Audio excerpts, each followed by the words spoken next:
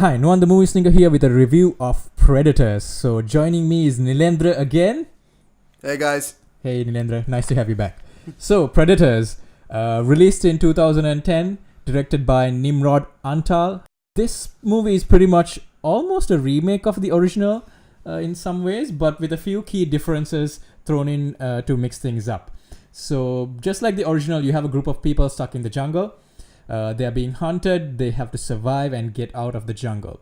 So big difference is that unlike Arnold's team in the first movie, this group is not a team. They are complete strangers. What do you think about this cast? It's truly a wonderful cast. I mean, each one has something different to bring. And they're all killers. They're all bad guys. Also, I want to point out that unlike the first film was them on our turf. Now it's these guys on their turf. Yes, that is true. That is true. And also because these guys are strangers, they don't trust each other. They don't trust each other. So the audience is always kind of on edge because you don't know if one of them will betray each other or, there's a bit of uncertainty there. So I thought that was a good twist on the original formula. Oh, I mean, let's talk about the cast. Yeah, let's talk about the cast. Yeah, let's talk about Adrian Brody. He's badass, man. Adrian Badass. Brody is like really cool. I like how he figures stuff out. Yeah. And he's very smart. Actually, the entire team is quite smart. Usually in yeah. horror movies, you have some people making very dumb mistakes. But this group is quite smart. Then Alice Braga, I thought she was very likable. She's sort of the moral center of the group. Okay, I've got a bit of a pet peeve about Alice Braga. Yeah. No, Alice Braga was great in this film. She was good. Absolutely performance. good. Yeah. She's supposed to be an IDF soldier. That's means Israeli. Israeli Defense Force, right? But she's a Brazilian She's a actress. Brazilian actress. And that made me wonder, I mean, why couldn't we have gotten an actress from Israel? Because a couple of things, right? Now, the coming Aladdin film, it's by Guy Ritchie. By Guy Ritchie. It's also Middle Eastern set, but they are casting outside. Prince of Persia was Middle Eastern set. They put in an English woman in. And with British accents, British right? accents, And here's the thing. When I first watched the movie, I actually thought she was probably a South American, some kind of a special forces thing. I didn't know what IDF stood for. Israeli Defense Force. Yeah, they could have easily said she's US military or something because I think that's what most people would assume she is. Because not many people know what IDF is. Here's another thing I pointed out because which we took with Gal Gadot and her Wonder Woman this thing. She actually did serve in the IDF. Yeah. In Israel, it's compulsory military service, so they have to serve. They could have easily gotten an actress who with that actually, military training, right? With the military training. But that being said, I like her character, so she was good. Yeah, she was good. Yeah, it's just a casting issue. It's a casting issue that we had. Yeah. Then you brown also on brown. And you also get Walton Goggins as the inmate. He's a bit creepy. I like him. I like how he creeps out some of the other people. We noticed some similarities between him and Bill Paxton. Yeah. Yeah. But in Predator too. But I think Walton was much better. Much better. He was not so over the top. Then you also have Topher Grace. We'll talk a little bit about him a little bit later on. There's also Nikolai, the Russian big guy. Russian guy. He was nice. You also get Mahershala Ali is there. Of course, he was not very big those days, so he doesn't get a lot of screen time. Right. There's also the Yakuza guy. I thought he was really cool. We forgot Danny Trejo. Machete, right? And now a Los Zetas cartel member. Of course, he was obviously going to be the cartel guy. So what I like about this movie is that they literally just drop them straight into the jungle. There's no long setup or anything. Just drop them into the jungle. Doesn't waste a lot of time. They're right there and it's going. I mean, you can divide this film into a number of parts, a number of thematic parts. First part, all of them are just introduced one after the other. And very quickly as well. It doesn't waste a lot of time. It doesn't waste a lot of time. And then they have to figure out why they are there. That's like the first act of it. I want to get into the setup of it. You know how the movie goes first. The reveal that they are not on Earth. Yeah, that was really cool. Yeah, and then after that is the big reveal. What's hunting them? Yeah. They give a few hints that the sun is not moving. And the magnetic field is different or something. Yeah, and they come after the heroes, and then they see all the planets and stuff like that. And then the second part the attack dogs. The attack dogs. That was really cool. That was like, we see the Predators using new tactics. So we've never seen them use the attack dogs before, but you see them here. There's more than one Predator this time, so that's also interesting. And we learn that these guys are actually evolving. This is how they evolve. They hunt and they hunt. And they learn and they come. They learn and they adapt. So now they're using attack dogs. So we learn a little bit more about their lore, like a little bit more about their traditions and what they do. And also we learn that there's a bit of a civil war going on. Oh, yeah. That there are two factions of Predators and they're actually fighting each other. And they are very easy to distinguish. You can actually tell them apart. The character designs were really good. But you have the original Predator in this film, the honorable Predator, and then we have these larger Predators, the exaggerated armor.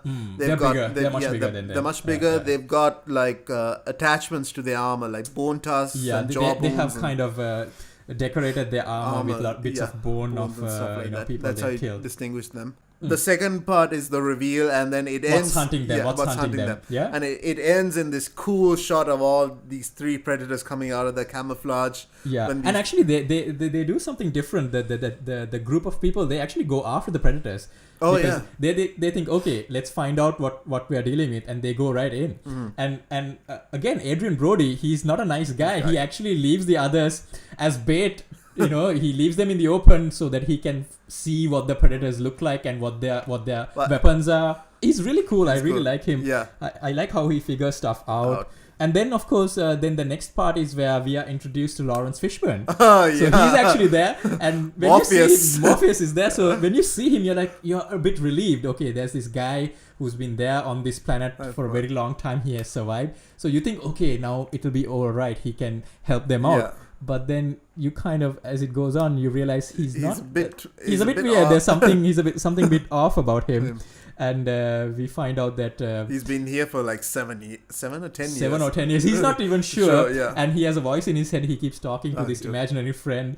So he's a bit crazy. And then he kind of turns on them. I thought that was interesting. What did you think about that? It was nice. Yeah, that was. It was and you don't expect it because you think Lawrence Fishburne is Morpheus. You think he's a good guy.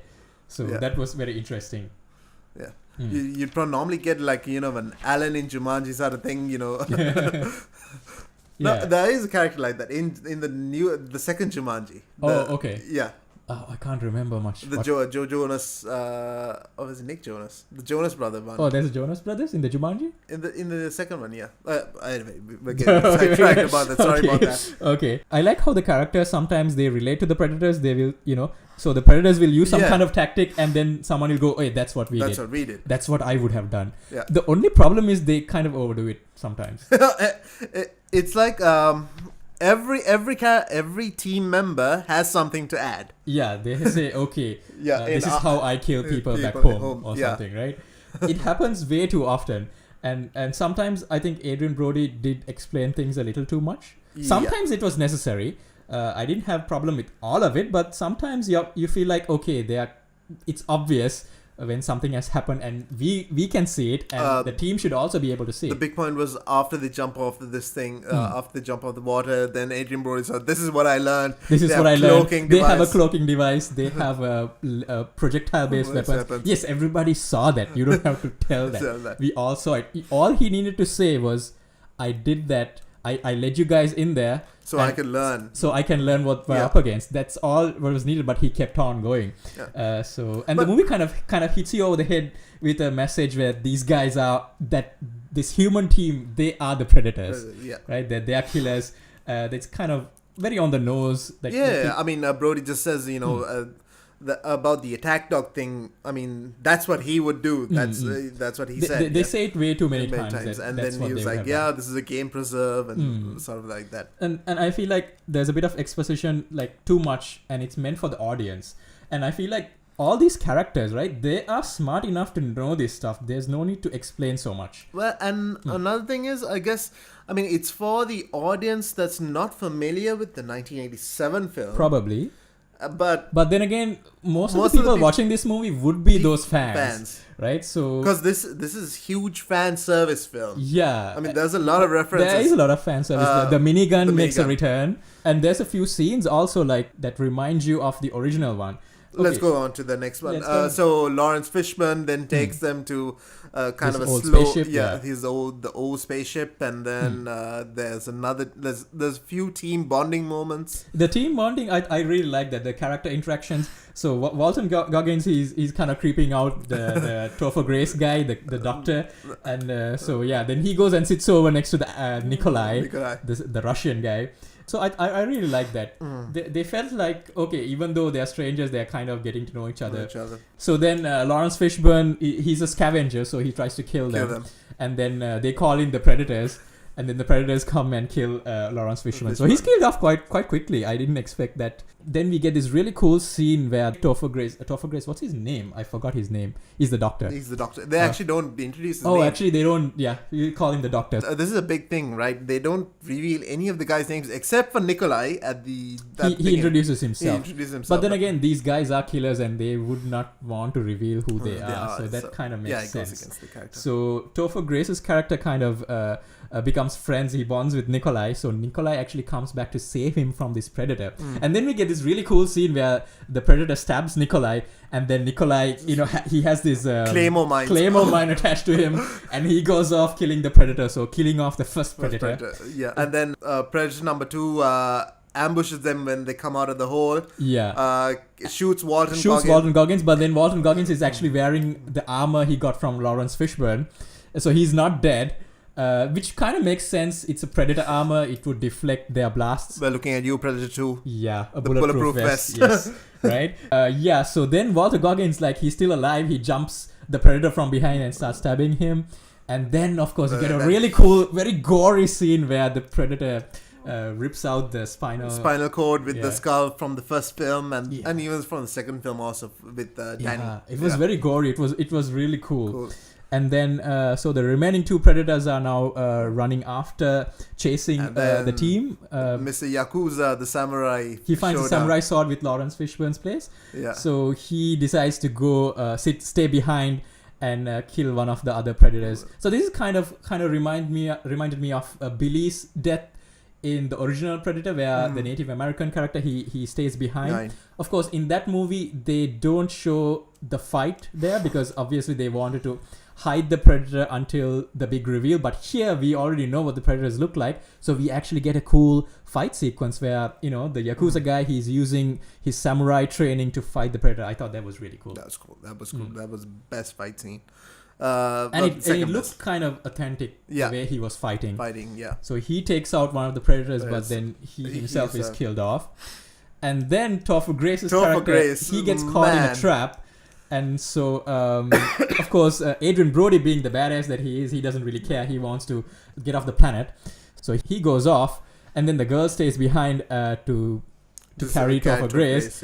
And then, of course, it is revealed that Topher Grace is actually a killer himself. He's a psycho killer. He's what they call an angel of death. One of those doctors that kills their patients and stuff like that. He's a murderer back home. Yeah, so I like how he gained everybody's trust. And when one of the characters, when Adrian Brody tries to leave him, he kind of starts crying and shows a photo of this family. It was actually Nikolai's family photo, but this guy stole it and he's kind of using it. So I like how he's kind of he's like a mole. He's kind of earning everybody's trust and acting like the good guy, but he's actually a psycho killer. I thought that was really cool. And weirdest of all, he wants to stay on the planet. That was kind of weird. That was kind of weird. So Adrian Brody's character goes and frees the other Predator. So we get this huge showdown between the 2 Predators. They actually fight. I thought that was really nice. And Predator gives the ship to Adrian Brody, but then what we don't see until later is that there's actually a self-destruct sequence on the ship as well. So the Predators fight, and the good guy Predator dies. Yeah. Spoiler, but okay. But then Adrian Brody comes back because he has a heart, I guess. He comes back, and then we get this really awesome showdown with the Predator and Adrian Brody. It kind of similar to the first movie. And he uses mud, but he also I like how he used the fire. So he sets fire to the entire area, so the Predator cannot use his infrared targeting system. So and then of course And Adrian Brody's speed, I mean... He's really fast. Yeah, Arnold was all about just stealth and everything. Yeah. But Adrian Brody, he says he's really fast. And of course, he also learned earlier that the Predators are very heavy and very slow. So he uses the speed to his advantage to, get the upper hand. He has some sort of axe and he just hits the Predator on. So that was really cool. I liked that fight scene. He was really badass. And the girl also, like, I thought, like, she was really good. So she, at this moment, Topher Grace has kind of paralyzed her. So she's slowly gaining the ability to move. And she gets the sniper rifle, and just as the Predator's about to finish Adrian Brody off, she... shoots him across. And then Adrian Brody takes that axe and lands it right on the Predator. That was really cool. Yeah. So we got a very explosive final showdown. That was really cool. And then it all just ends, and they look up and they see all these parachutes coming down. So it's starting the next cycle all over again. So that was a very, very fun movie. So conclusion, what did you think? I like the cast. I mean, this is the true sequel to the original film, right? Yes, and this movie kind of takes itself very seriously. It doesn't do a lot of dumb, stuff like the second one. It's lots of fan service. I mean, clearly someone saw the source material and somebody watched the original movie. One and let's continue the good stuff from that and set it in the jungle, put a military team, specialists, not a military team, but again the twist is that these people are not friends, so it's a bit unpredictable. So, and I also liked how they expanded the law, and they showed new things. They showed the Predators using new tactics and all that. The action was quite all right. I mean, I don't know. I really liked it. I really liked it. I really liked the final showdown. I thought that was awesome. And the samurai fight. The samurai fight was really good. I think the only weakness is the exposition sometimes. And it kind of drags the movie down. I feel like the movie is about maybe 10-15 minutes too long. And maybe if they had cut down on that exposition, maybe they could have improved the pacing and it could have moved a bit faster. I mean... There are certain points where the exposition is not needed, but I mean, both of us, we were just like leaning forward into the action. We were totally into that scene, man. Yeah. It was quite a good movie. So I think after the first movie, this one I think is my second favorite. I'd actually put this one above the first. Oh, really? Yeah. Oh, wow. Okay. Wow, that's high praise, man. That's wow. just because of the cast, I mean the different casts and stuff. But I still prefer the original. It's a lot more fun. I mean, come on, it's Arnold, man. Come on. Come on, I'm here. Come on. Hear me. The one-liners, man. And even in the final fight, we just watched a little scene. Like, even in the final fight, he puts in a one-liner. He's so fun. Bad idea. Bad idea. Okay, so that was Predators. We really enjoyed this one, guys. So leave your thoughts in the comments. Tell us what you thought about this one. And are you excited for the new Predator movie that's coming out? I'm not. Oh, come on, man.